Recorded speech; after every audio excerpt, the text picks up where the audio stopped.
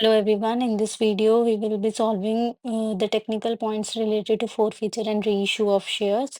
So 60,000 shares, 10 rupees each and the premium is 20%, so 10 plus 2 हो जाएगी इसकी distribution. Applications हमारे पास रिसीव हुई हैं 1,30,000 शेयर्स की।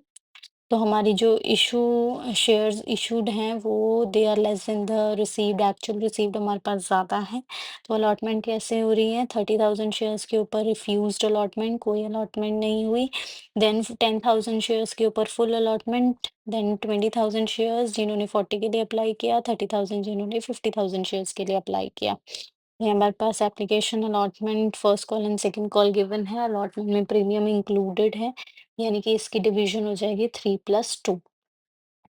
नाउ ई जो कि ग्रुप सी का पार्ट है, उसने 6,000 शेयर्स के लिए अप्लाई किया है।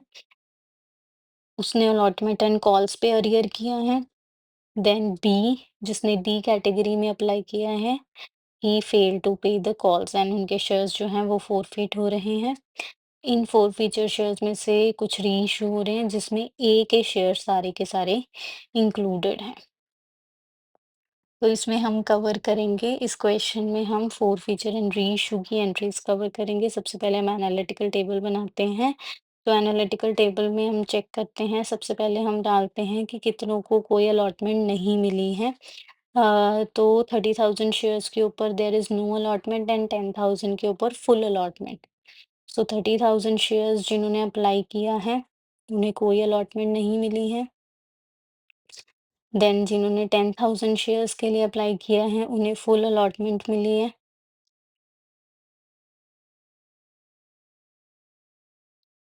देन जिन्होंने 40,000 शेयर्स के लिए अप्लाई किया है उन्हें मिले हैं 20,000 शेयर्स।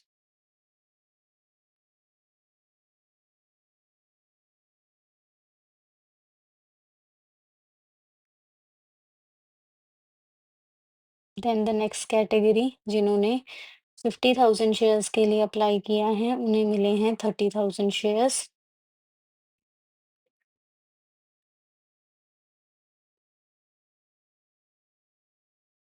हमारी एप्लीकेशन मनी जो है वो है एक्चुअली में 2 रुपीज़। 2 रुपीज़ एप्लीकेशन है। अब इसमें जितनी भी एक्सेस मनी है सबसे पहले वो किस में एडजस्ट हो रही है, वो allotment. Excess on application is adjusted in allotment. तो हमारे पास एप्लीकेशन मनी बनती है 2 रुपीज़, इस क्वेश्चन में गिवन है। तो 2 रुपीज़ के हिसाब से हम टेबल में सबसे पहले कैलकुलेट कर लेते हैं कि कितनी एक्चुअली में हमारी जो है एप्लीकेशन मनी बनती है। 30,000 के ऊपर 60,000, जबकि ड्यू कुछ भी नहीं है, तो जितना भी एक्सेस है वो सारा का सारा हम रिफंड कर देंगे।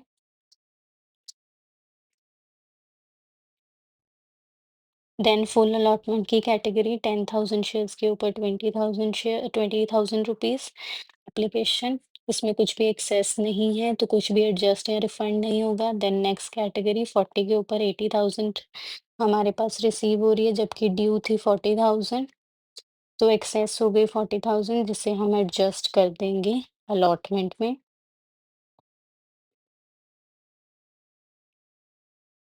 Next we have the category. अब इसमें एक चीज़ और चेक कर लेते हैं कि जो हमारी अलॉटमेंट है दैट इज़ 5 रुपीज़, कहीं उसमें कुछ भी एक्सेस तो नहीं बच रहा है। तो अगर हम देखें 20,000 शेयर्स के ऊपर 5 रुपीज़ के हिसाब से जो अलॉटमेंट बनती है 1 लाख रुपीज़। 1 लाख में 40,000 एडजस्ट हो रहे हैं, मतलब इसमें कुछ भी एक्सेस नहीं है जो कि आगे जा रहा है। देन 50,000 के ऊपर देख लेते हैं 1 लाख। 30,000 के ऊपर आ जाएगी 60,000 की एप्लीकेशन मनी। तो हमारा जो एक्सेस है 40,000 का इसमें भी वो भी एडजस्ट हो जाएगा अलॉटमेंट मनी में।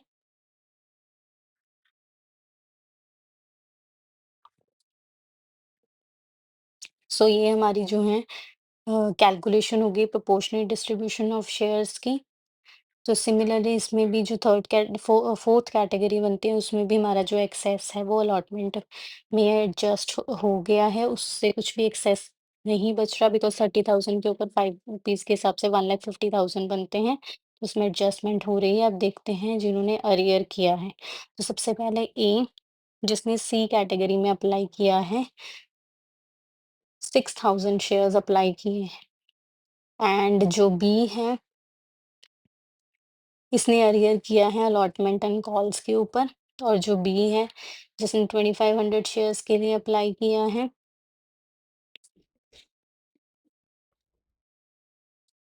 उसने जो अरियर किया है वो अरियर किया है कॉल्स के ऊपर। तो सबसे पहले हम देख लेते हैं इनके जो अप्लाइड शेयर्स हैं वो गिवन है, हमें अलॉटेड कैलकुलेट करने पड़ेंगे क्योंकि ये जो हैं वो प्रोपोर्शनल डिस्ट्रीब्यूशन वाले शेयर्स हैं। तो सबसे पहले ए की कैलकुलेशन कर लेते हैं हम। ए सी कैटेगरी का पार्ट है। 40,000 शेयर्स जिन्होंने अप्लाई किया था, उन्हें मिले हैं 20,000 शेयर्स। 1 जिसने अप्लाई किया होगा, 20,000 डिवाइडेड बाय 40,000, एंड जिसने 6,000 शेयर्स अप्लाई किए होंगे, 20,000 divided by 40,000 into 6,000। So the number of shares will be 3,000। यानी कि जिन लोगों ने 6,000 शेयर्स, ए ने जो 6,000 शेयर्स के लिए अप्लाई किया था, उसे एक्चुअली में 3,000 शेयर्स मिले। नेक्स्ट अगर हम बी की बात करें तो बी की हमें कैलकुलेशन करने की ज़रूरत नहीं है, but just for the sake of practice हम ये कैलकुलेट करके देख लेते हैं। जिसने 50,000 के लिए अप्लाई किया था उसे मिले हैं 30,000 शेयर्स। जो 1 शेयर के लिए अप्लाई करेगा, 30,000 share divided by 50,000 shares, and जो 2500 के लिए अप्लाई करेगा, 30,000 shares divided by 50,000 shares into 2500। So so B को एक्चुअली में शेयर्स मिले हैं 1500, जबकि उसने अप्लाई किया था 2500 शेयर्स के लिए। जबकि बी का हमें कैलकुलेट करना इम्पोर्टेंट नहीं है। तो एक ने एप्लीकेशन मनी पे करी है 12,000, जबकि उसकी ड्यू थी 3,000 इंटू 2 दैट इज 6,000। यानी कि जो एक्सेस है 6,000 that will be adjusted in the allotment. B के हम कैलकुलेट नहीं करेंगे क्योंकि अरियर जो है वो हमारा कॉल्स के ऊपर है, so there is no need to complete this table. So इसकी हम कैलकुलेशन नहीं करेंगे क्योंकि अरियर हमारा कॉल्स के ऊपर है। तो ए की कैलकुलेशन करनी ज़रूरी थी क्योंकि उसमें एडजस्टमेंट हो रही है, तो अरियर उसका जो है वो एक्चुअल में सिर्फ़ और सिर्फ़ उतनी अमाउंट का होगा जितनी उसने पे नहीं की है, जबकि अलॉटमेंट का कुछ पार्ट वो एक्चुअली में पे कर चुका है एप्लीकेशन के टाइम पे। तो फिर फ़ोरफ़ीचर की अमाउंट जो होगी एंट्री में वो अफ़ेक्ट होगी। तो इस वीडियो में हम सिर्फ़ फ़ोरफ़ीचर एंड रीइश्यू की एंट्रीज़ कवर करेंगे। अगर आपको सारी एंट्री समझनी है तो आप प्रीवियस वीडियो चेक कर सकते हैं जिसमें फुल फ्लेज क्वेश्चन सॉल्व है, और उसमें हमने पूरी कैलकुलेशन की थी कि कैसे हम जर्नल एंट्रीज पास करते हैं। तो अब इसमें फोर फीचर की एंट्री डालते हैं। सबसे पहले हम ए की कैलकुलेट करते हैं। अब हम करेंगे 3,000 शेयर्स के साथ ये क्वेश्चन। तो एंट्री डालते हैं, शेयर कैपिटल अकाउंट डेबिटेड। अब हम इसमें सिक्योरिटीज प्रीमियम भी डेबिट करेंगे क्योंकि अरियर अलॉटमेंट पे है। तो अलॉटमेंट पे अरियर है जिसकी वजह से हमें सिक्योरिटीज प्रीमियम को भी डेबिट करना होगा। अगर ये पेड होती तो हम इसको डेबिट नहीं करते। देन टू शेयर फॉरफीचर, जिसमें वो अमाउंट जाती होती है जो वो पे कर चुका होता है। तो ए ने जितनी अमाउंट पे की है वो फॉरफीचर में जाएगी। Then we will post those entries जिनके ऊपर अरियर है, यानी कि allotment, to share first call and to share second call. अब हम इसकी जगह पे कॉल इन अरियर अकाउंट भी लिख सकते थे, बट ये क्वेश्चन हम without opening call in arrear कर रहे हैं। अगर आपको कॉल इन अरियर जो है यहाँ पे शो करना है तो हमें जब एक्चुअल में एंट्री पोस्ट की होगी तो उसमें कॉल इन अरियर शो करना पड़ेगा। जब हम बैंक की एंट्री डालेंगे रिसीव की, तो ये 3,000 के ऊपर हम जो है ए की वो पोस्ट करते हैं 3। तो फेस वैल्यू शेयर्स की आ जाएगी 30,000, प्रीमियम 6,000 ₹2 के हिसाब से। अब फोर फीचर में वो अमाउंट जाएगी जो वो एक्चुअली में पे कर चुका है एप्लीकेशन पे के टाइम पे, दैट इज 12,000। 12,000 अमाउंट जो वो पे कर चुका है वो फीचर में जाएगी। अब अलॉटमेंट में उतनी अमाउंट डिडक्ट हो जाएगी जितनी एडजस्ट हुई थी। तो 3,000 शेयर्स के ऊपर ₹5 के हिसाब से 15,000 अलॉटमेंट बनती हैं, जबकि उसने एप्लीकेशन के टाइम पे 6,000 एक्सेस पे किया था। तो 15,000 में से 6,000 डिडक्ट कर देंगे तो एक्चुअली में ड्यू अलॉटमेंट जो उसने पे नहीं की वो 9,000 आ जाएगी। Then we will put first call और सेकंड कॉल की अमाउंट। अब फर्स्ट कॉल की अमाउंट जो है वो ₹3 है, एंड सेकंड कॉल की ₹2 जो कि अरियर है, जो कि उसने पे नहीं की है, वो हम इसमें पोस्ट कर देंगे।